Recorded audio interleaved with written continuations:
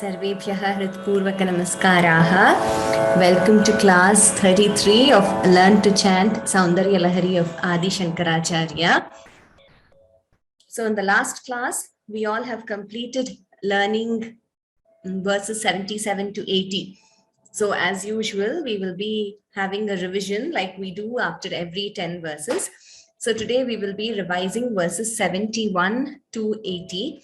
So I will chant 71 to 80 in the beginning, following which whoever has raised their hand, I will call out their name. And as soon as I call out your name, request you to please unmute and chant. And once you finish chanting, please lower your hand so that I will be able to see the others also who have raised their hands. Don't keep your hand raised. And if any of you have been waiting for many classes and you haven't received a chance to chant, please send me a message in the chat box or in the Q&A panel. And I will give first preference to those who have never chanted before and who have been waiting to chant. As usual, we will begin with Guru Vandanam and Mangala Shlokaha. Request all of you to please sit up straight and chant Guru Vandanam and Mangala Shlokaha along with me.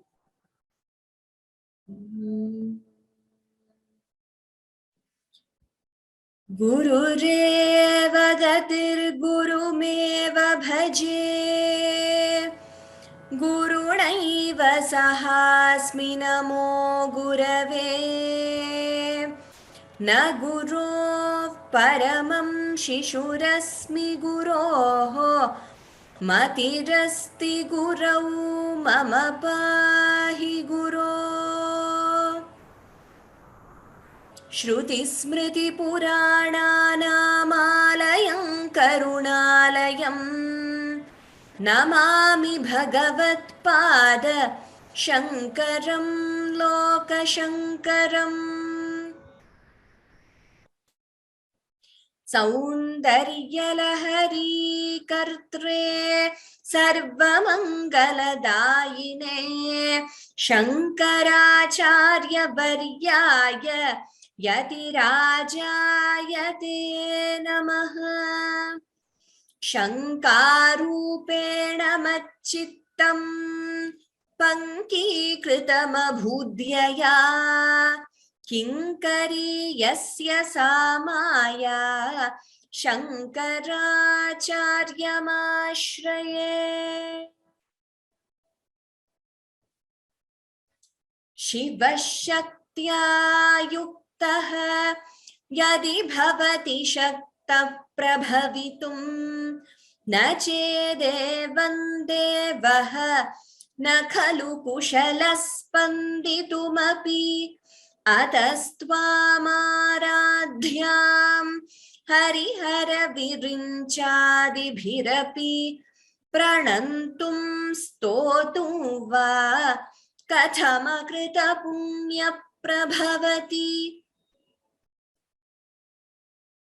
nakhanamudyotaihi navanalina-ragam vihasatam karanante kantim kathayamah kathamume kayachidvasamyam bhajatu kalayahanta kamalam yadi क्रीडल्लक्ष्मी चरणतललाक्षारसचणम् समन्दे विस्कन्दद्विपवदनपीतं स्तनयुगम् तवेदं नः खेदं हरतु सततं प्रस्नुतमुखम् यदालोक्या शङ्काकुलितहृदयो हासजनकः स्वकुम्भौ हेरम्बः परिमृशति हस्तेन झटिति अमूते वक्षोजौ अमृतरसमाणिक्यकुतुपौ न सन्देहस्पन्दः नगपति पताके मनसिनः पिबन्तौ तौ यस्मात् अविदितवधू सङ्गरसिकौ कुमारावद्यापि द्विरदवदन क्रौञ्चदलनौ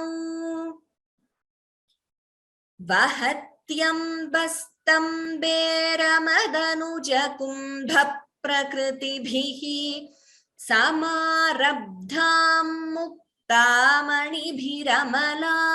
हारलतिकां कुचाभोगोबिम्बाधररुचिभिरन्तः शबलितां प्रतापव्यामिश्रां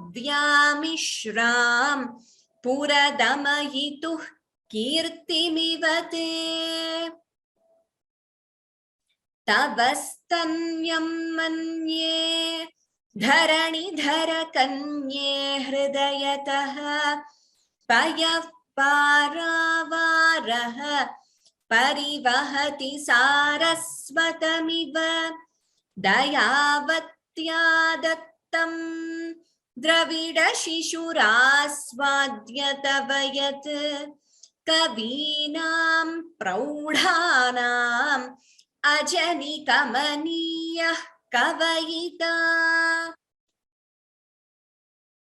हरक्रोधज्वालावलिभिरवलीढेन वपुषा गभीरे तेनाभिसरसि कृतसङ्गो मनसि जः समुत्तस्थौ तस्मात् अचलतनये धूमलतिका जनस्तान् जानीते तव जननि रोमावलिरिति यदेतत् कालिन्दी तनुतरतरङ्गाकृति शिवे कृशे मध्ये किञ्चित् जननि तव यद्भाति सुधियां विमर्दादन्योन्यं कुचकलशयोरन्तरगतं तनुभूतं व्योम प्रविशदि बनाभिं कुहरिणी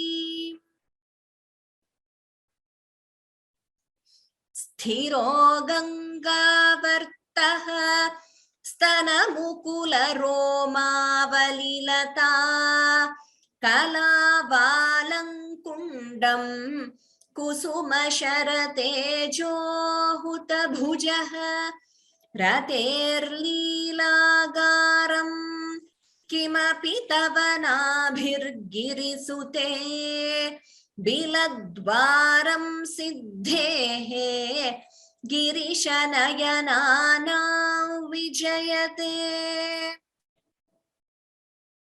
निसर्गक्षीणस्य स्तनपटभरेण क्लमजुषः नमन्मूर्तेर्नारीतिलकशनकैस्तृट्यत इव चिरन्ते मध्यस्य त्रुटिततटिनी तीरतरुणा समावस्थास्थेम्नः भवतु कुशलं शैलतनये कुचौ सद्यः स्विद्यत् तटघटितकूर्पासभिदुरौ कषन्तौ दोर्मूले कनककलशाभौ कलयता तव त्रातुं भङ्गात् अलमिति बलग्नं तनुभुवा त्रिधा नद्धं देवि त्रिवलिलवलीवल्लिभिरिव.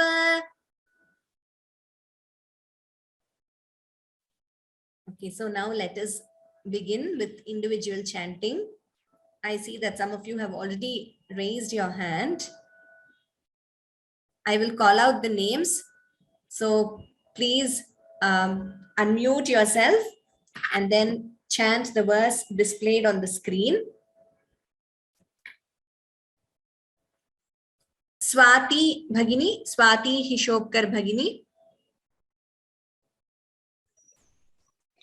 Namaste Mahoday. Namaste.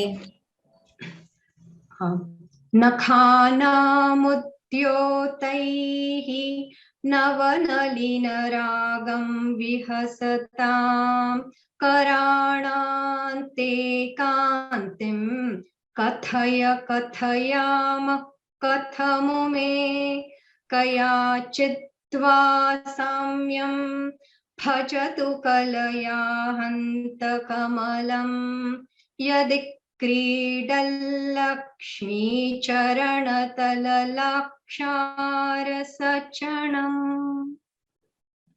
Uttamam Bhagini. Well chanted. Dhanyawadaha.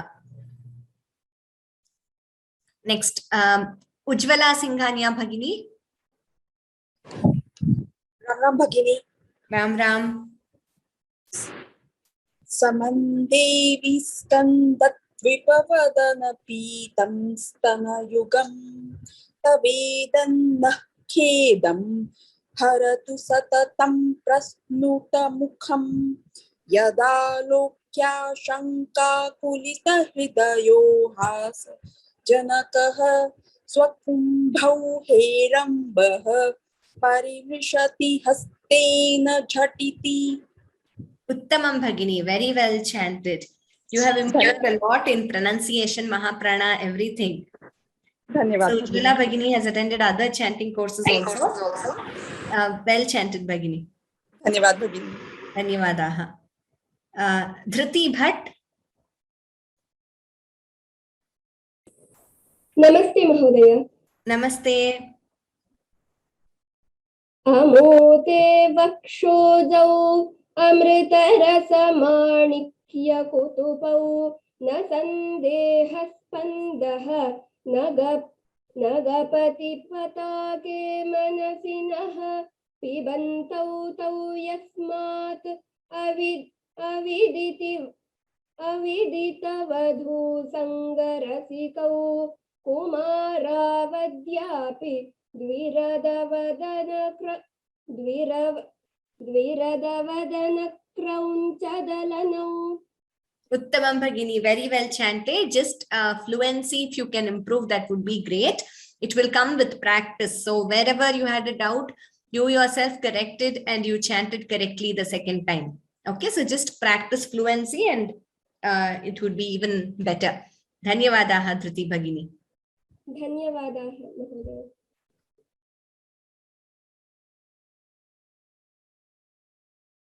Parvati Krishnan Bhagini.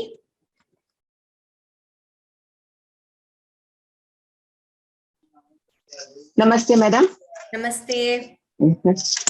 I have not chanted a long time because I was attending another class. Today only I got a chance to chant here. Okay, Thank you, madam. No problem. Thank you very much. Madam, just help me out. I'm just trying. Yes, no problem.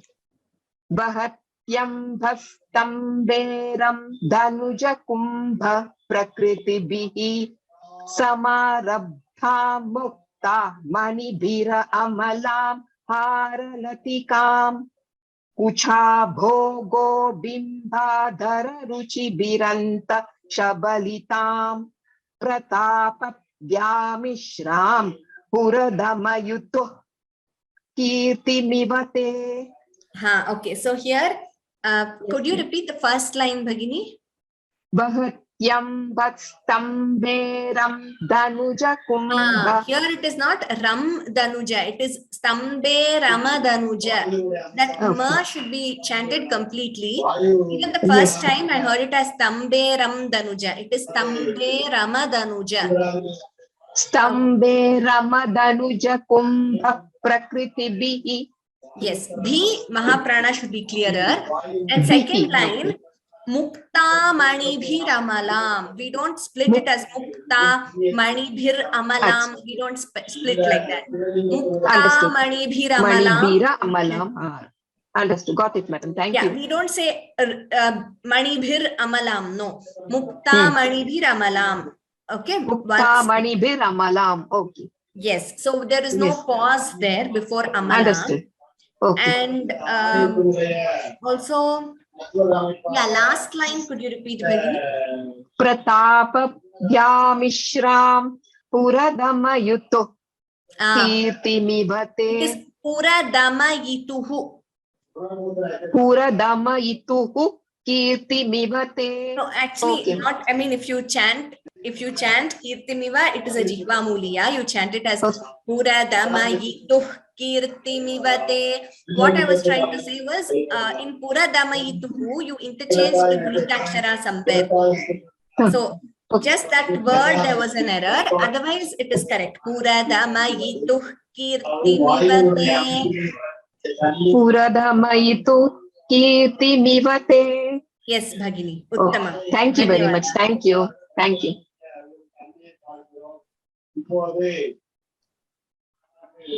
And after you finish chanting, request you to please mute yourself. E.H. Raji Bhagini.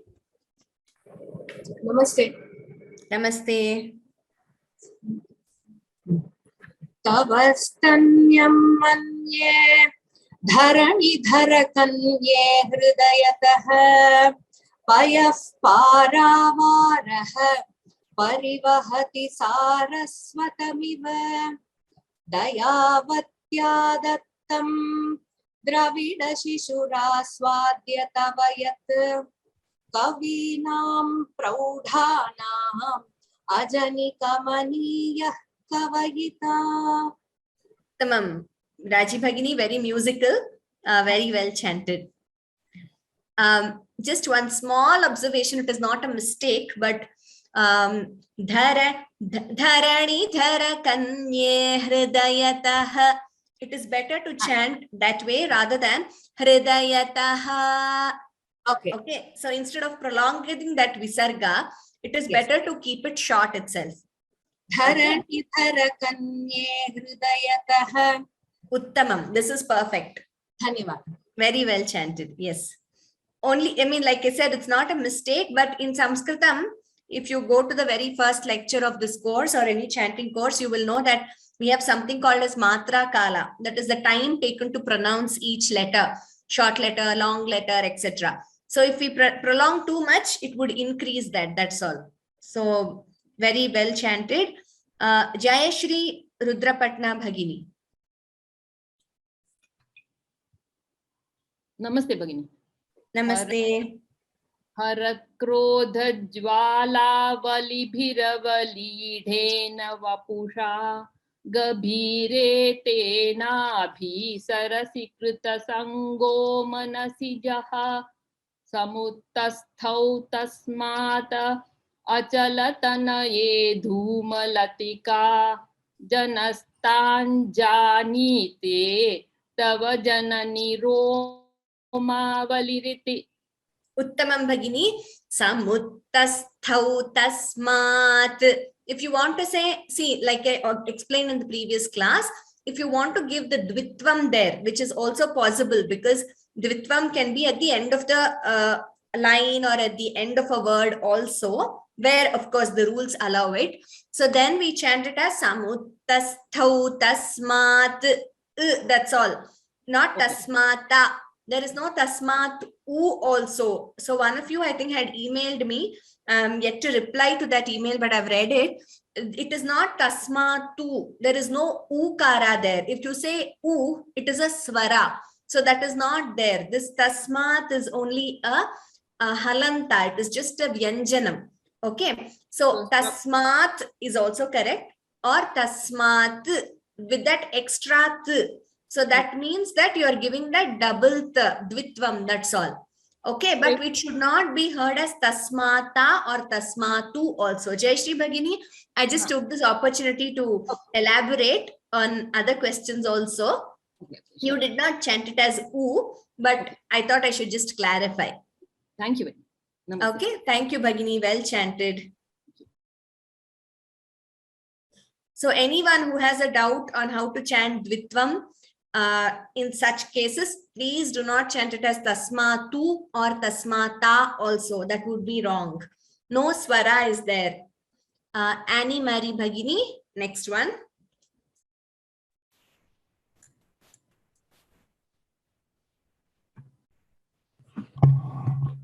77. Namaste. Can you hear me? Namaste. Very feebly, as in voice is quite soft, but I can hear you. Now is better? Yes, now it's better. Okay.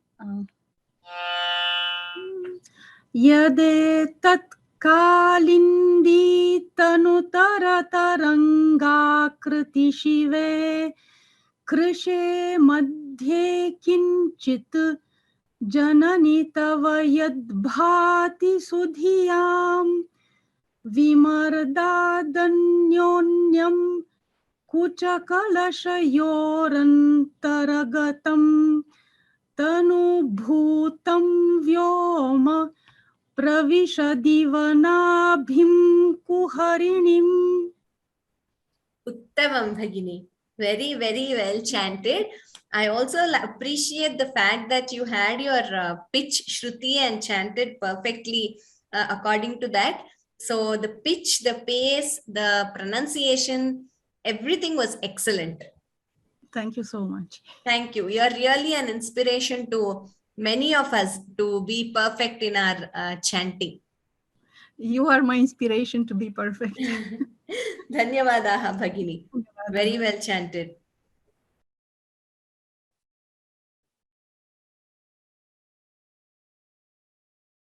Jayanti Ramesh Bhagini.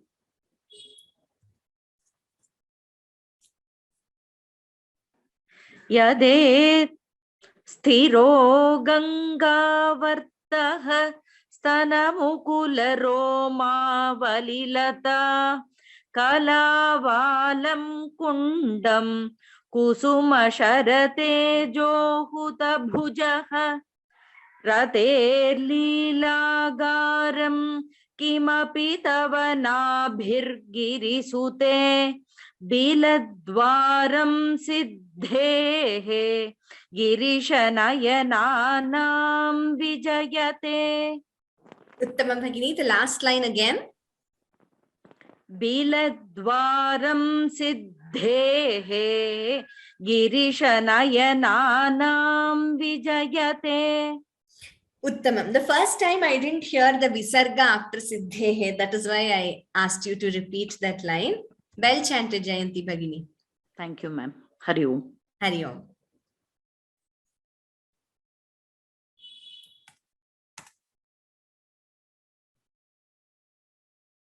Rajalakshmi Krishnan Bhagini.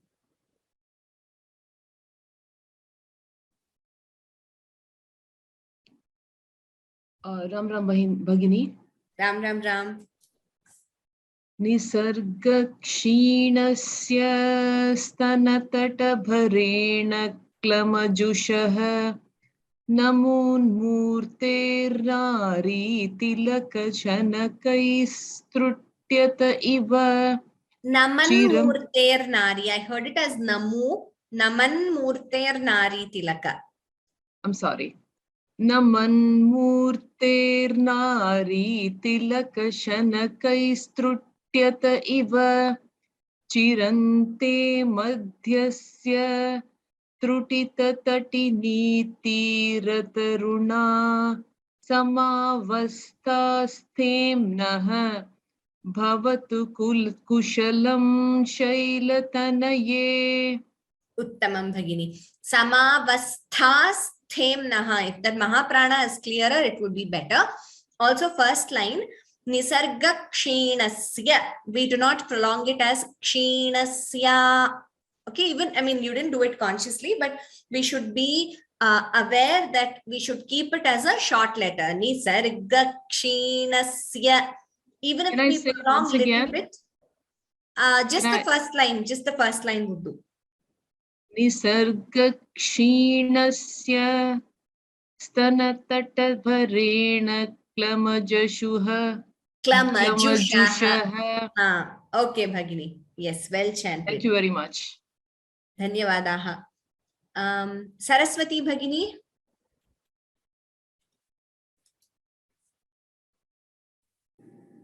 Ram Ram Bhagini. Ram Ram.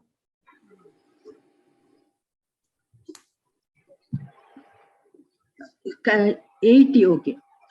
Kuchau sadhyasvidyate तटघटितकूर्पासभिदुरौ कषन्तौ दोर्मूले कनककदशाभौ कलयता तव त्रातुं भङ्गात् अलमिति वलग्नं तनुपुवा त्रिधा नद्धन् देवी त्रिवलिलवली वल्लिभिर्व. Uttamam Bhagini. Last line. Tridhanadhan. त्रिधानद्धन् Devi त्रिवलिलवली वल्लिभिरिव. Uttamam. Uttamam Bhagini. Well chanted. Thank you, madam. All of you are doing a very good job. I hope you all practice well for the assessment also. Suvarna Sudagoni Bhagini. Namaskaram. Namaste. Nakhanamudhyotaihi navanalina-ragam vihasatam karanante kantim kathaya kathayamah kathamume kayachitva samyam bhajatu kalaya hanta kamalam yati क्रीडल्लक्ष्मी चरणतललाक्षारसचरणम्. Uttamam Suvarna Bhagini. Very well chanted. Suvarna Bhagini has been very regular in many of our courses in Vyoma. Dhanyavadaha Suvarna Bhagini. Dhanyavadaha.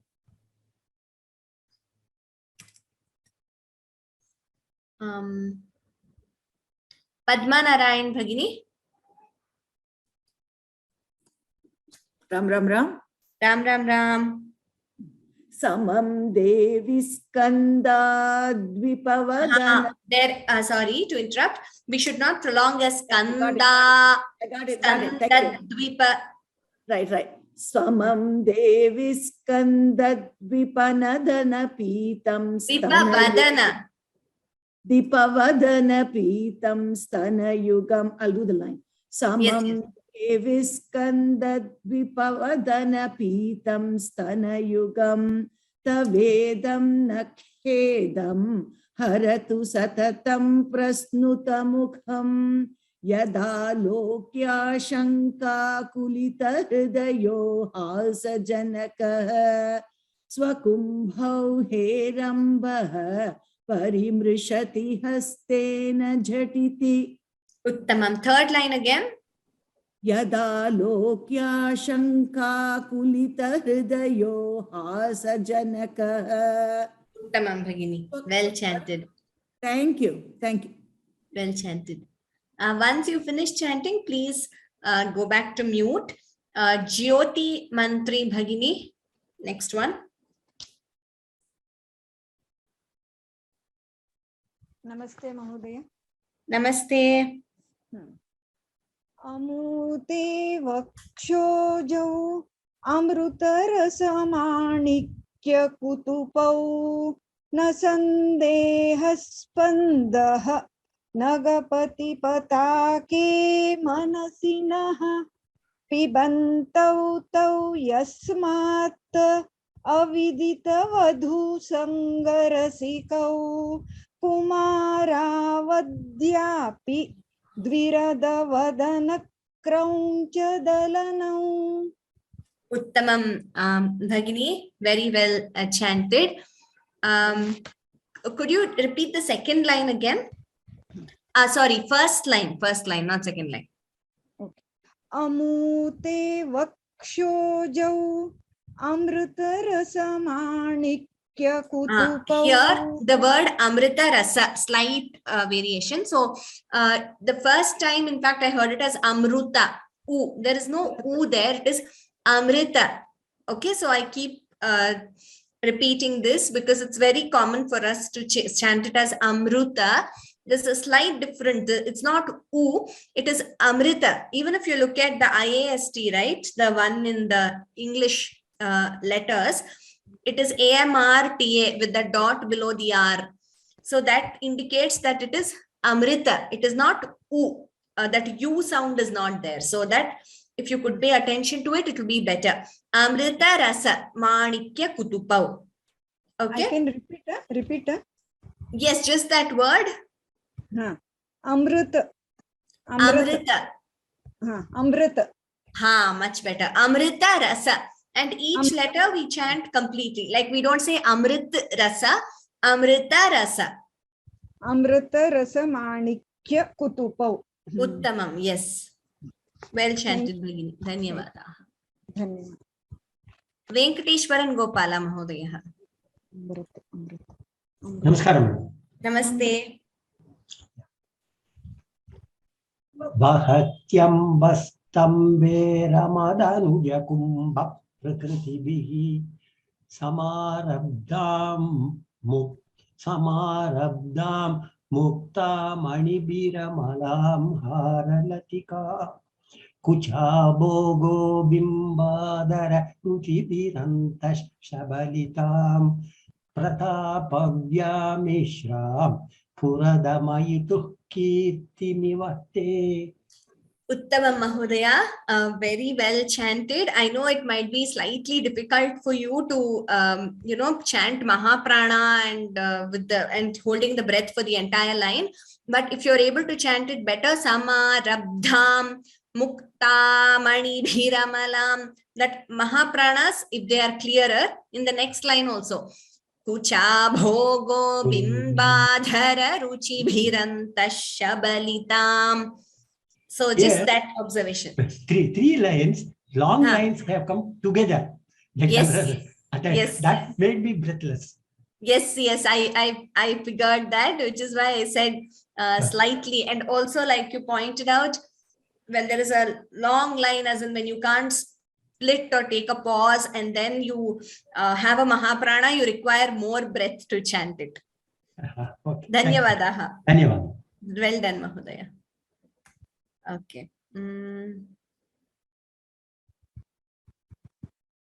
Uma Maheshwari Bhagini. Namaste. Namaste.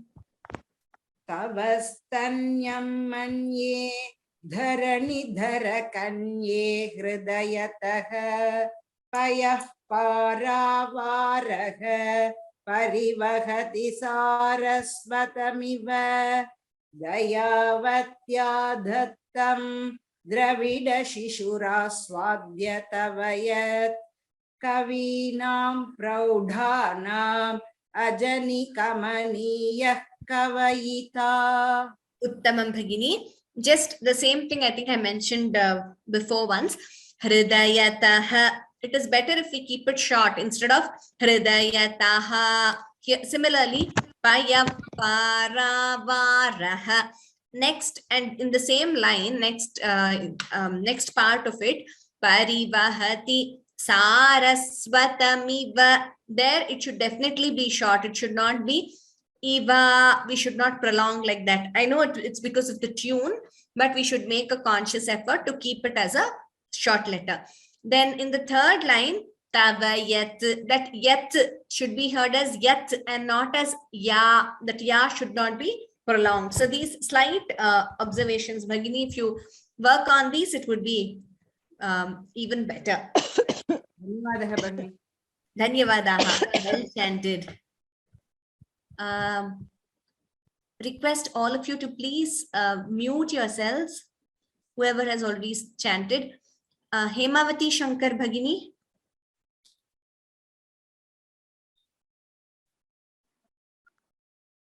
Hara krodha jwala valibhirav leedhena vapusha gabhire tena bhi sarasikrita sango manasi jaha samuttasthau tasmat achalatanaye dhumalatika janastam janite tava janani roma valiriti. Uttamam Bhagini, few things here. I think you already are aware of it. The first line, Harakrodha Jwala Valibhirava Leedhena. We do not stop there. If possible, we should not. We should chant the entire thing in one breath. Second, also, sorry. I couldn't hold the breath. Yes. Which is why I thought I should tell you. You're already aware, but just for everyone's reference also. Similarly, gabhirete nabhi sarasi. There also what you could do, you could either take a breath before nabhi or after sarasi. Instead of nabhi and cutting that and then saying sarasi, nabhi sarasi, that one word you can chant together because that is one word there. And you could maybe take a breath after nabhi sarasi. And also last line, Romavaliriti. We should not prolong it as Romavaliriti, so that dirgha should not be heard. Okay. Dhanyavada. Ram Ram. Well done. Dhanyavad. Ram. Okay. Umesh Mahodaya, Umesh Mehta.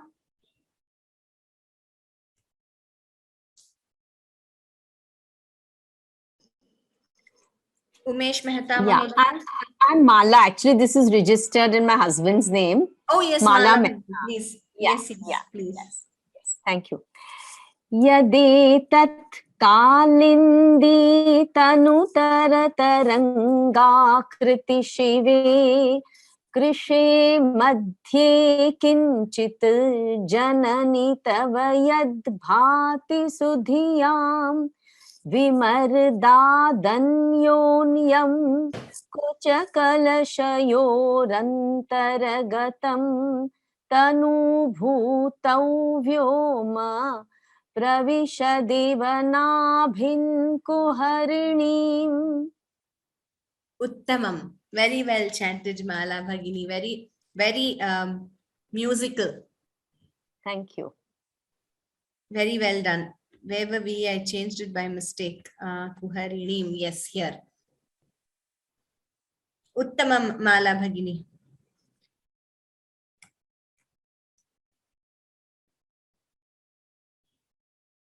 Shobhalata Mani Bhagini. Ram Ram Bhagini. Ram.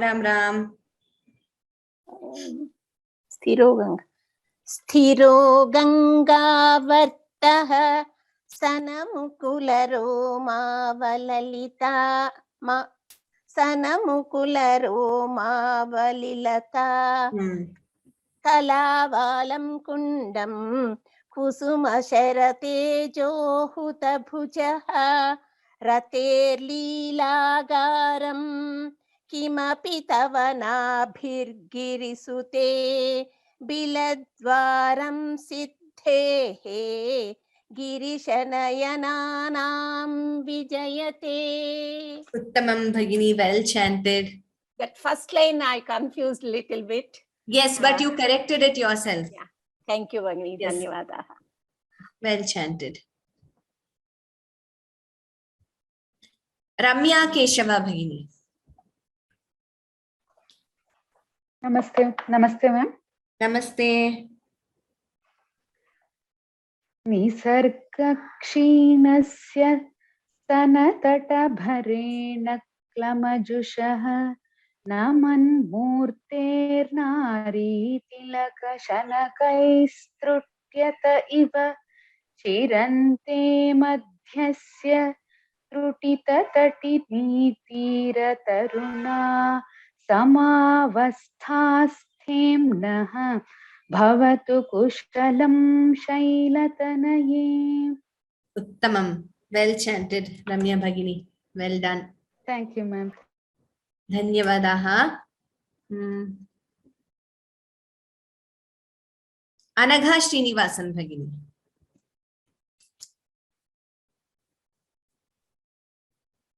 Namaste Bhagini. Namaste. Kuchau satyas vidyat tataghatita kurpasabhidurau kashantau dormulye kanakakalashabhau kalayata tavatratum bhangat alamiti valagnam tanubhuva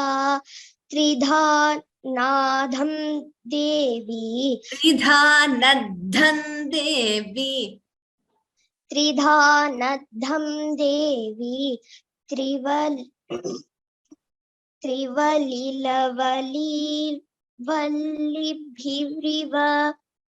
Managha Bhagini, you should just improve your fluency in this shloka. I know before also I've heard you chanted very fluently. I think this shloka you need more practice. First line, Tata Ghatita Kurpa Sabhidurau. Okay, last line, Tridha Nadhan Devi Trivalila Vali Vali Bhiriva. Okay, so with practice, what happens? Your fluency will improve. The confidence with which you chant also will improve. Okay, all this will come with practice and familiarity with the verses. Dhanyavada Hanagha. Well done. So keep reading, like Bhagavan says, no, abhyasena tu kaunteya vairagyena cha grihyate. Keep repeating abhyasa, reading, chanting every day, listening, shravana. It will improve your confidence and fluency in chanting. And as you practice every day and listen continuously, you will also memorize it easily. Savitri Gangadhar Bhagini.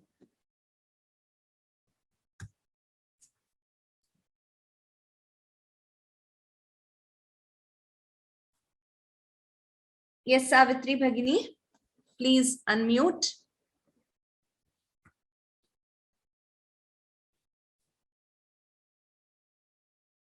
Savitri Bhagini, please unmute.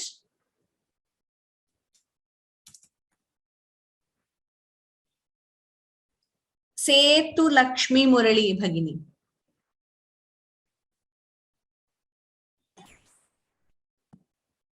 Namaste, ma'am. Namaste.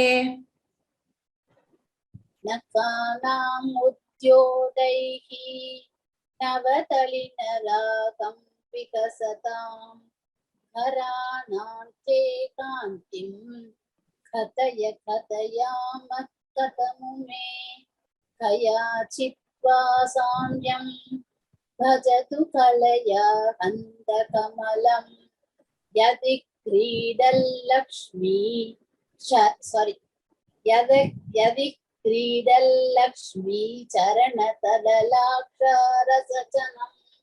Uttamam Bhagini, Mahapranas consistently you must improve. Nakhanam, Kathaya Kathayama Kathamume, Bhajatu. Okay, that is one thing. And also another observation is that the na and na difference. For example, Nava Nalina Ragam, whereas next line it is Karana, Nam, Karanam, Na, and Nava Nalina Ragam. The difference is there between the na and the na. That should be clearer. Okay. Dhanyavadaha Bhagini. Thank you. Ram Bhagini. Yes, Savitri Gangadhar Bhagini. Yes. Can you hear me now? Yes, I can hear you now. 70.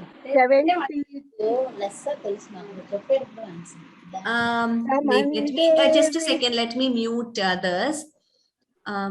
Yes, Savitri Gangadhar Bhagini, you could chant 72. Okay. Samande viskandattvipavadana pitam stanayugam tavedam nah khedam haratu satatam prasnutamukham yadalokya shanka kulita hrudayo hasajanakah swakumbhau herambha parivrishati hastena chatiti. Uttamam. Here, Yadalokya Shanka Kulita Hridayo. Their Hridaya, that pronunciation of that word, it is Hridayo. Instead of Hru, we should not chant it as Hrudayo. Hridayo. Hridayo. Yes, Uttamam. Well done, Savitri Bhagini. Next. 73rd verse. Gopal Padmanabhan Mahodaya.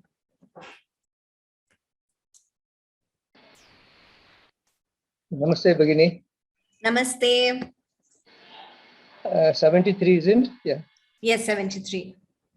Amurte vakshojau amritarasamanikya kutupau na sandehaspandaha nagapati patake manasinaha vibhantau tau yasmat avidita vadhu sangarasikau kumaravadhyati dhiradavadhana kraunchadalanau.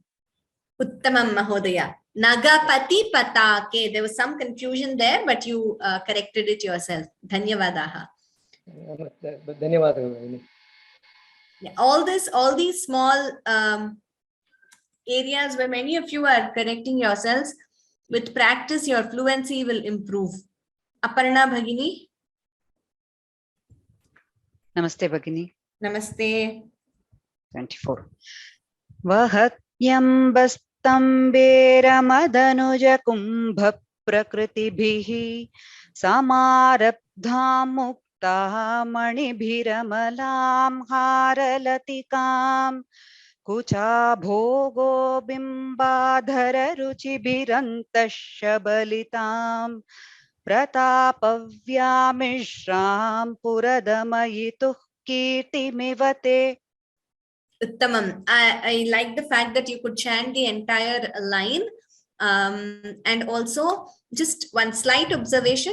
Bimbadhara ruchi bhiranta shabalitam. That bhi, your Mahaprana, I heard it, but it was slightly, the stress on Mahaprana was slightly less than your other Mahapranas. Okay. Okay? So, otherwise, wonderful. Dhanyavadaha. Okay. Thank you, ma'am. Thank you.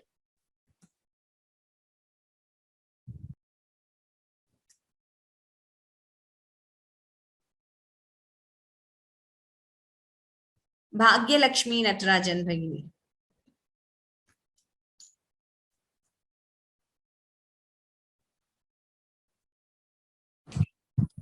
Ram Ram. Ram Ram Ram Bhagyalakshmi Bhagini. Namaste, Brunda Bhagini. Namaste. Okay. 75, right? Yes. Tavastanyam manye dharani dharakanye hridayataha payaf paravaraf parivagati sarasvatamiva dayavatya dattandra vidashishura svadyatavayat kavinam praudhanam ajanikamaniya kavayita. Uttamam Bhagini, I think you chose to chant the entire line, right? Yeah, I practiced earlier like that. So very good. No issues at all. Yes.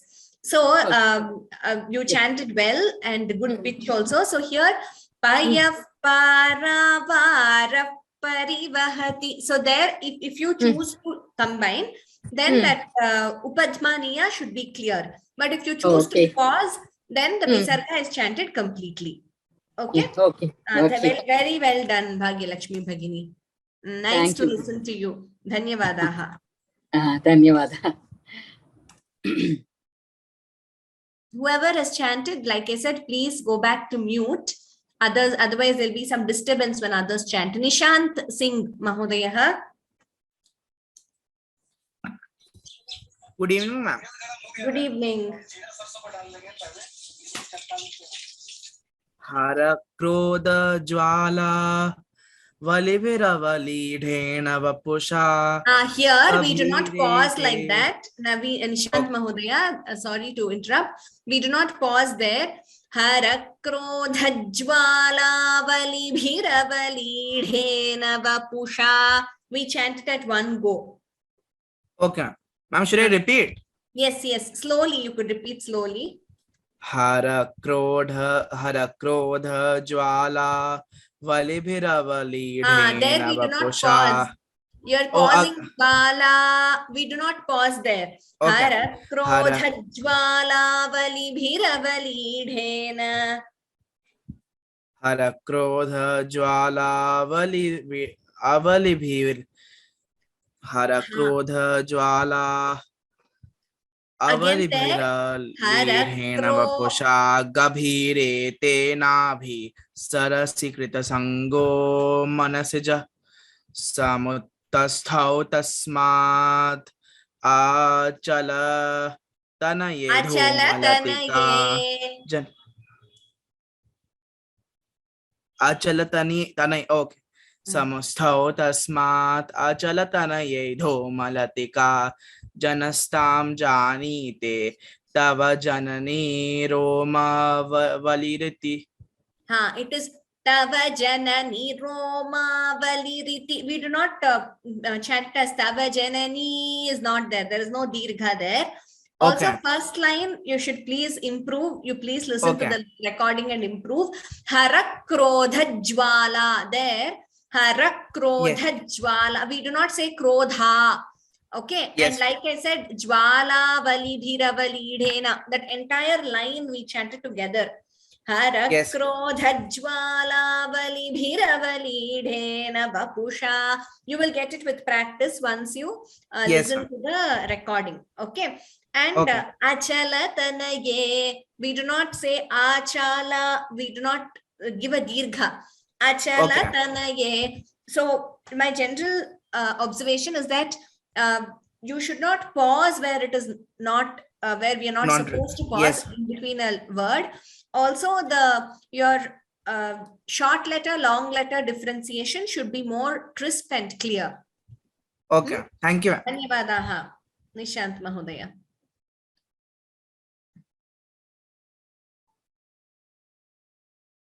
Vijay Lakshmi Kirtivasan Bhagini.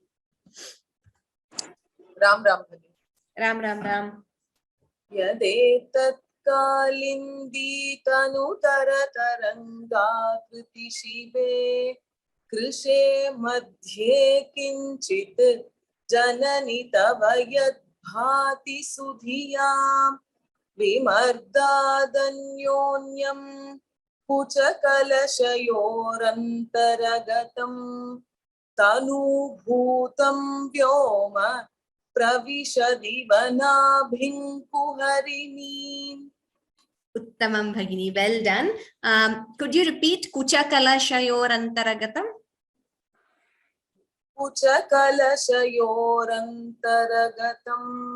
Okay, I heard this sha as sa the first time. So Kuchakalashayorantharagatam. Okay, that was correct. The last nabhim from there, last line.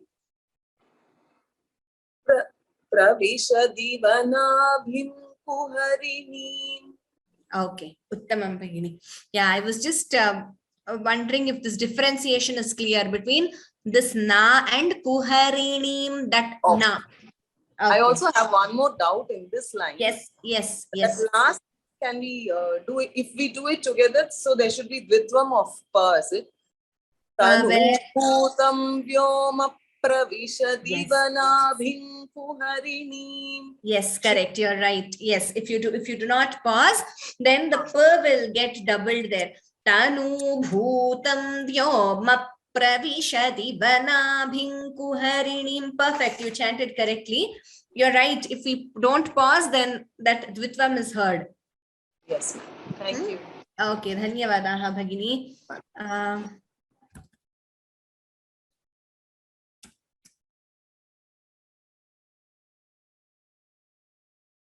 Usha Parashuram Bhagini.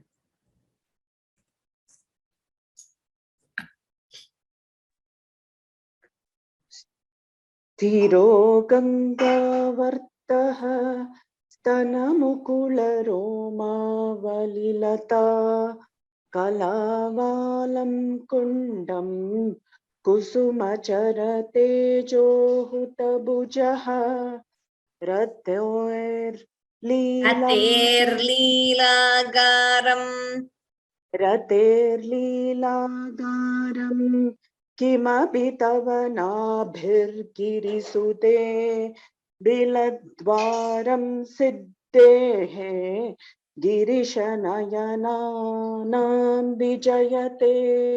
Uttamam Bhagini. Here, Stana Mukula Ro. Mukula. I heard it as Mukula. that la I heard, it is Tana Mukula Roma Valilata.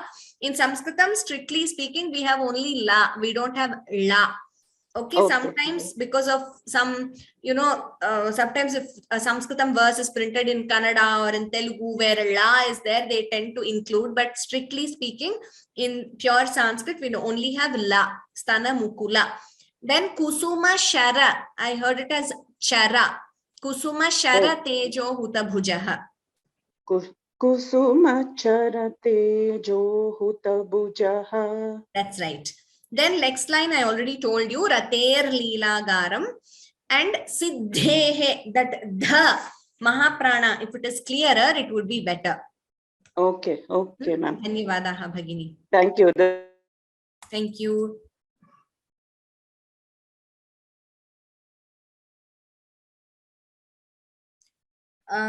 V. Uma Maheshwari Bhagini, please unmute. Did you already chant? Yes, Uma Maheshwari Bhagini Shamyatam, I think you have already chanted.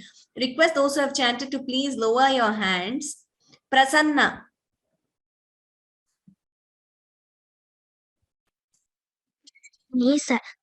Ram. Yes, Ram.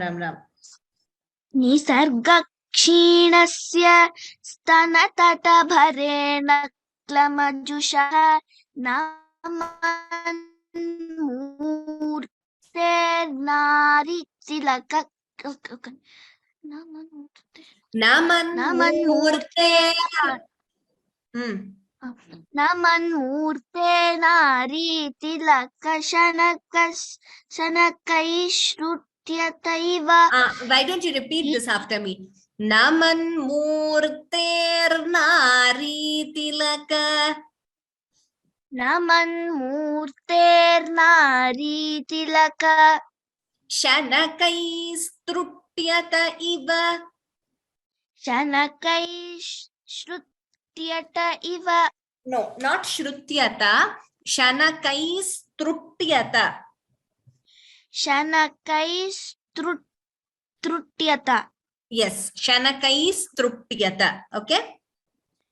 Okay. Huh. Naman Murte Nari Tilaka Shanakaistrutyata Iva.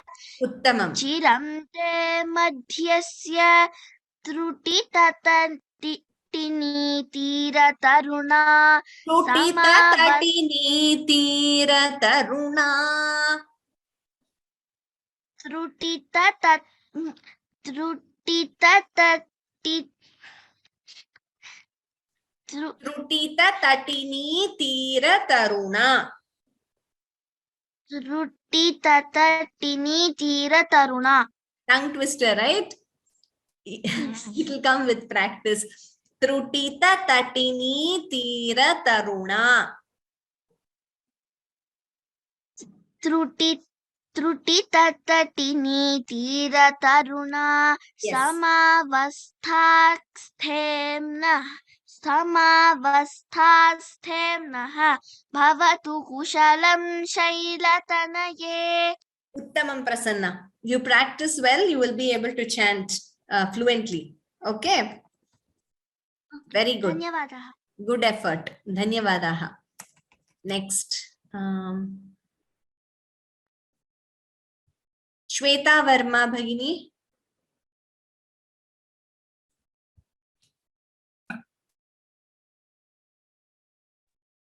Yes.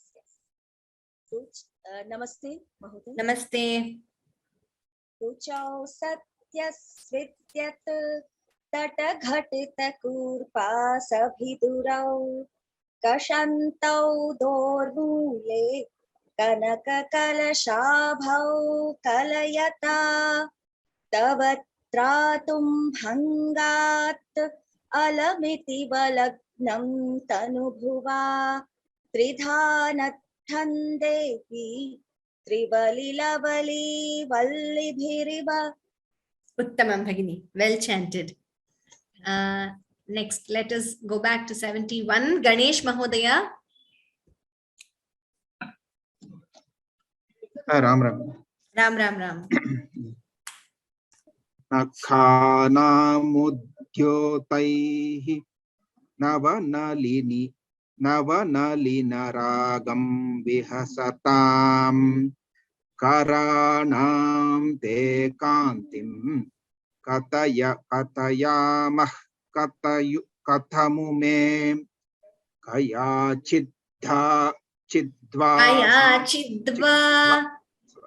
कयाचिद्वा साम्यं भजतु कलया हन्त कमलं यदि क्रीडल्लक्ष्मी चरणतललाक्षारसचनम्. Uttamam Mahodaya. Kathaya kathayamah kathamume. That tha, if it is heard better as a Mahaprana, it would be good. Kathaya kathayamah kathamume. Yes, Uttamam. Well chanted. One of you sent me that you haven't chanted, but I don't see your hand raised. Vishalakshi Bhagini.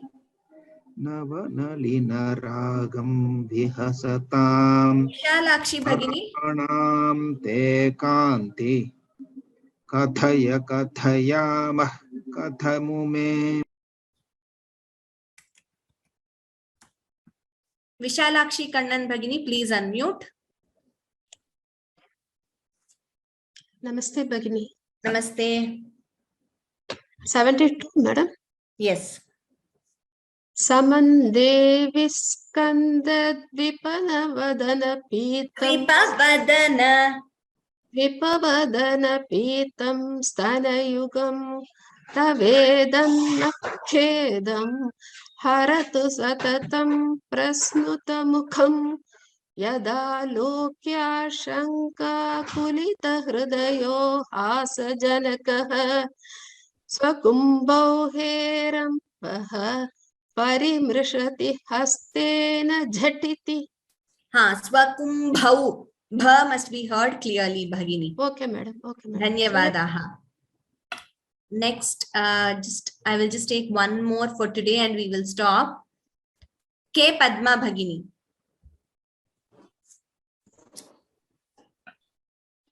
Ram. Amute vakshojau amrutarasamanikya kutupau na sandehaspandaha nagapati patake manasinaha pibantau tau yasmat avidita vadhu sangarasikau kumaravadyapi viradavadana kraunchadalanau. Uttamam Bhagini, there was some internet issue, some lag and suddenly very fast. So I was not able to make out some Hrasva Dirgha very clearly. Kumaravadyapi, that is a short letter. Dviradavadana kraunchadalanau. Well chanted, Bhagini. Dhanyavadaha. Okay. So I think today everyone who raised their hand and who had sent a message that they haven't chanted so far has got a chance to chant.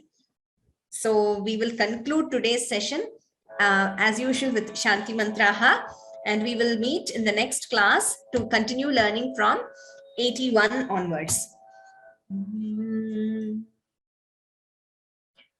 Sarve bhavantu sukhinah, sarve santu niramayaha, sarve bhadrani pashyantu, ma kaschid dukkha bhag bhavet. Om Shanti Shanti Shanti. Dhanyavadaha Sarvebhyaha. Thank you very much. It was a pleasure listening to all of you. And we will meet in the next class. Sorry, some of you say you didn't get a chance to chant. We will have another revision session after 90 and one after 100. And I'm planning to have a few more before the assessment. So keep practicing and we will meet in the next class. धन्यवादाः. राम राम राम.